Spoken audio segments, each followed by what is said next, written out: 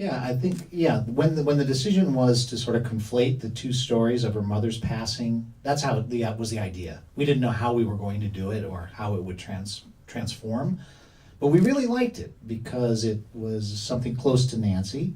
And so both stories were very close to her. We thought that there would be an interesting kind of synergy in those stories. And so, then you just sort of work your way through it and figure out different ways to tell it. But this particular way of telling it is pretty close to what we did in that first draft when we came back from an exploratory trip to Italy. We wrote the first draft. This kind of relationship came out pretty much in the first draft. Anyone else? Yes. When you pulled together the financing, did you do like pre-sales for this? Because there are a lot of the companies involved that I'm not that familiar with, and just was curious about that. So he's asking about raising financing and if there was any international pre-sales done to get the budget. Yeah, we did. So Ambi Distribution, which is the distributor was basically our foreign sales agent, and they were brought on fairly early. And they were actually, it wasn't pre-sales, but it was definitely before we finished shooting. And yeah, way before we finished shooting and even before we started editing. They came on board in the early part of principal photography. So it wasn't like literal, like minimum guarantee, take it to the bank pre-sales, but they were early sales, let me put it that way. And some of them came in with minimum guarantees, which handled a whole big part of the budget that we were able to then put towards the film. That's a really good answer, but yes, we've sold, I think, about 16 or 17 major territories and then some smaller ones as well. But not Italy, go figure. I know, it's so frustrating. It's weird. I think it's a little bit of Coles to Newcastle. It's like, oh ho hum, there's the San Marcos Square. And, oh, it's the Airbay Tower. Yes. Yeah, hi Nancy. Thank you so much for making this. It's beautiful. It's like a beautiful poetry told in a very visual way. Tell us something about the music, because I think that was the one more beautiful character out there, which was brilliant, Yeah. and I think it kind of elevated every scene and every piece of frame that was out there. Thank you. So tell us a vision. Yes, about David how you Campbell was the arranger and composer, and he just, like, when we talked to him, I met him through friends of mine, and I know his wife, and I've seen them perform, and he's just, and his daughter, and his son is Beck, and it's like they're quite an amazing family. He's like, both of them are like angels. They're kind of like these, They're like elves. They are. You meet these people on planet Earth that they kind of, I swear he's got wings. It's like, and I say this I don't mean this in a sexual way at all, but he's like this fairy. He's so cute. He plays, the violin, and she makes up these songs. And anyway, he's done so much for other artists. I think he's helped other artists up to something like 450 Grammys or something like that. He's in his 70s, I think mid or late 70s, but he looks like he's 50. He's incredible, and his energy is unbelievable. So when we started talking to him, he actually started creating it. He started developing it right away. And we didn't have the funds. The budget we couldn't afford to get, music and buy rights to do music, but he did all the arranging, he did all the composing. We found the music that you heard that sounds like Caruso. That was a young guy that lives in LA, that sings with the LA Opera. We hired him. David was working on who was he working with? Who's the country? It's Shania Twain, and it was a duet. And I think Randy? Wasn't Randy Travis? No. He was doing a scoring session, and he had them for 4 hours, but he only needed them for 2 hours, I guess. So instead of letting them go, he used the time because he was paying them for that time, and they got to work on the score for this film. It's like you get really clever when you don't have a lot of money, and I don't think we're in a position to tell you what the budget was, but if you think it was $20 million, you're way off, okay? I know it looks like a $20 million film, but it's like a fraction of that. And we just put everything into the lenses. $1 million just for the lenses. It was so worth it.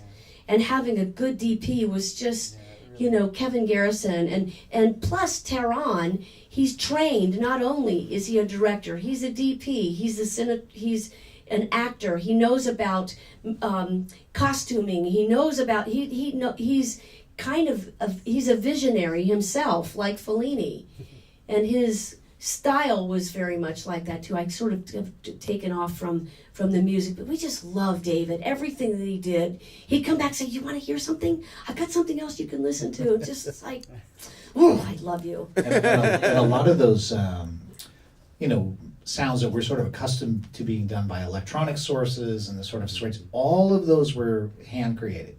So he would like go to his kitchen and do some weird thing and get bowstrings and wet them down with grease, and so all of every single sound in there in the score is a natural sound, not an electronic sound. And man, what a difference going into a theater that has a beautiful sound system. Because we've heard this, I've seen this movie 28 times. And I'm telling you, some of it, sometimes I don't like it, but man, when the sound system it makes such a difference to have somebody who cares enough to invest and hear, at USC, you guys, and you can hear the sound all around you and the little tiny things that make a difference, because when it's not there, I'm like, oh, they didn't get that. I mean, the opening sequence was fantastic for testing this around. And Oh yeah. I bet. I'm curious about, because there's a lot of clips, obviously throughout the film from Fellini's entire work. Working with a limited budget, does that become complicated, or is it fair use because they're short enough clips? How does it work? It was extremely complicated. And we ended up getting a fair use designation for the vast majority of the clips, but it was not a simple thing to do. But something like that you use a little bit more extensively, like La Strada. At what point were some of them sort of valued over others? I mean, because you don't really need more than just a few seconds to communicate that they're watching Casanova, but when you're having a character actually interact with the work, like the sequence from Satyricon, does that change the game? This is why I'm glad you're here. Yeah. FYI. So, yeah. So the answer is that fair use is a giant, broad, gray area playing field. And the way that it's looked at. So the answer is get a really good attorney. I'm not kidding. So we were with Donaldson Califf, and they literally wrote the book on licensing. There is a book that they wrote, not just a euphemism, on licensing and fair use. And so they literally went through every single frame and applied their knowledge of fair use doctrine. We had to cut some things that were too long, what you're talking about. And for us, as first-time filmmakers, believe me, this is like a massive education. We're just kind of standing there like the Far Side dog as they talk, But they were able to do it and come up with a very solid formula. And we knew that it was okay because when Francesca Fellini, the sole heir to the Fellini estate, saw the film, she didn't sue us. So I think we're okay. Tell her to distribute it in Italy. Yeah. Have you had meetings at all with? There's the De Laurentiis family. Considering that there's sort of like a starting point. There's the Ponti family. Is there? Have you guys had conversations about whether or not an Italian audience would be compelled to see it? Well, it was screened at the Ferrara Film Festival and at Ischia. And in Ferrara, it took Best Film, Best Actress, and Best Director. We did 9 film festivals in 6 months, and I thought it was awesome. I really loved it. We got to travel all around and ended up doing kind of like, I wanted to buy, I had it sounds like a non sequitur, but I live on a 1947 farmhouse, and it needed a truck. So Peter found this truck just as a favor. He's like, I found a truck, it's in North Carolina. Let's go to North Carolina and do a road trip. So we go to North Carolina, I buy this truck, and we're driving it across the country. Of course, it's running out of gas, it's not starting, there was rain. There was rain. We had every problem that you could have. AAA became our best friend. And all along the way, we videotaped it. And if you Facebook me, you'll see some of the videotapes. The truck kept breaking down, but it was awesome content. It was really fun, and we would interview people along the way and ask them what they were in search of. I said, we're doing a movie, let me ask you something. And this is to a waitress at like the Cracker Barrel. And she's serving us, split pea soup and cornbread. Excuse me, let me just ask you something. We're doing a film right now, and I just wanted to ask you, can I ask you a simple question? You won't be embarrassed. It's just oh, sure, honey, sure, you can do that. So let me just ask you something. What are you in search of? She she burst into tears. And for the 30 people or so that we interviewed along the way, everybody had a different answer. It was amazing. So we're kind of putting that together as part of our marketing. And you just got to really think out of the box. But what was the point of that? Something about a truck? I forgot the question. That's an amazing. Film festivals. Oh, we went to Dallas and Bentonville, and it was just kind of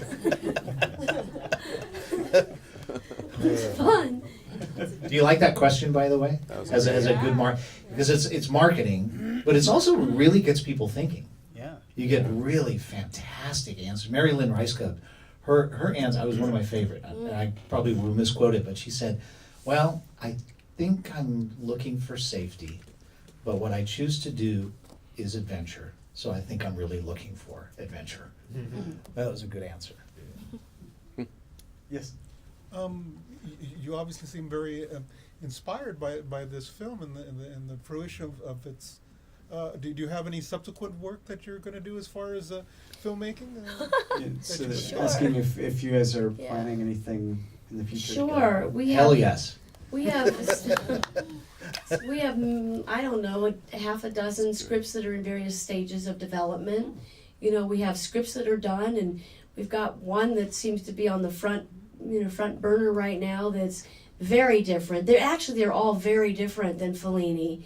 And our Spotted Cow production company, we're looking to do films that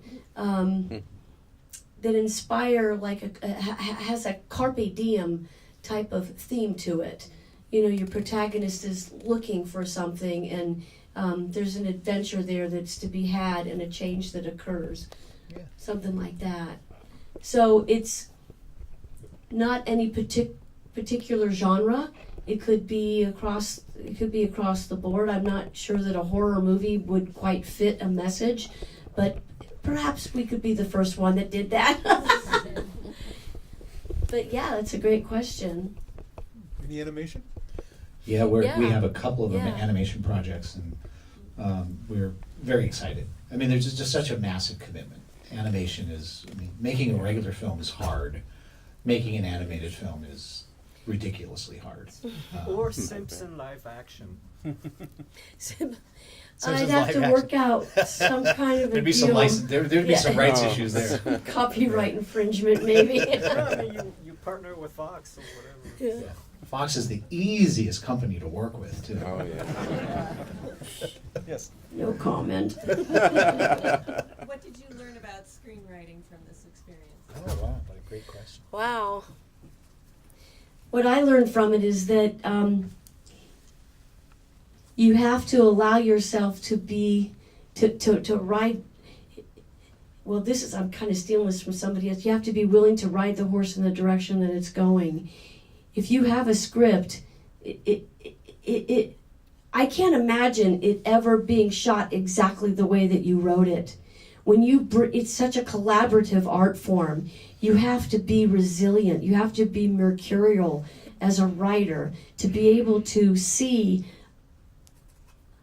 other possibilities in order to communicate your message. Because problems arise. That's kind of what I've gotten out of it so far. That's a great question, It is a great question. Madam Writer. Yeah, it's hard. Writing is glorious and very difficult all at the same time. And when you're working on early drafts of things, it's very, very personal and very sort of quiet. When it starts to get out into the world, the entire experience changes. So the first person that reads it, who's going to be your director or going to be a co-producer or someone who's going to help you raise money, the work is going to excite creative input. You're not going to like a lot of it, and some of it you're going to love, but it's inevitable. It's almost like, I think it's actually a good thing. The more people want to input and creatively add to what you've written is not necessarily a bad indicator. It's not saying your writing is bad. It says that your writing has opened a door. And you have to somehow figure out some way to maintain your course, but not throw them overboard, because some of these ideas are great. And I actually feel, and you and I haven't spoken about this, because I remember the other drafts pretty well. And I think we could have done 8 different movies that all would have been very good films, but they would have been very different. But it was the triumvirate of Nancy, Tehran, and myself coming together around the whole and just transforming it into this slightly elevated, Fellini-ized thing that I think brought it to a really cool place. And I never would have expected it to go there. But it's an elastic experience. So I learned how elastic the experience is, and if that makes sense. Love writers. They're the best. Okay, so the film comes out on the 15th. Do you guys know where it's opening here in town? Yes. Yes. Yes, it opens at the Lemley NoHo. Yeah. We're also opening simultaneously at the East Village in New York. I will be in New York with Kjenaas, and then catching a very and Peter, and then we're catching a very early flight Saturday morning to come back for Los Angeles on Saturday and Sunday. Yeah. So you could help your us friends? tremendously if you Twitter and tweet and tell your friends to come. And if you don't know this, it's like that first weekend, and actually that kicks it off. We're doing what's called a platform release, where it's extremely limited, just these 2 theaters, and depending upon the ticket sales and butts in the seat. And I say that because there's a term called four-walling, where we could buy I could buy the whole theater out. I could easily do that. But what's that doing? That's not telling anything. It's a lie. It's like, how does this film really communicate to the owners and operators of the independent theaters? So they're looking at it that weekend and from then on, and it will continue to play there. If I have this right, Samara and Anya, if I have it right, it will continue to play at that theater as long as people will go. So we're doing everything we can to promote, to show up. So you guys could help tremendously. If you like this movie and you feel other people should see it, please spread the word. Yeah, and we're to 11 cities now. We just found out, I think, this morning that we added 4 more. And this is prior to reviews, and so it's based on the trailer, and it's based on what they're seeing of the film. And the truck. And the truck, of course, and the social media. But I think we feel just independent films live or die on that first 72 hours, and reviews. But it's kind of a very simple formula, and you think, well, that's not that many people. You need to get 600 or more people to come to your theater and divide that up under 12 performances in 3 days. It's only 50 people. It's less people than are in this theater right now, but it's all about word of mouth. There's no way to compete with Spider-Man Marvel movies and stuff like that. You just can't. So if you guys come at 4 o'clock on Sunday, we'll do a barbecue at my place There afterwards. you go. That's right. Yeah. We're not proud. We're not proud. Thank you both so much for joining us.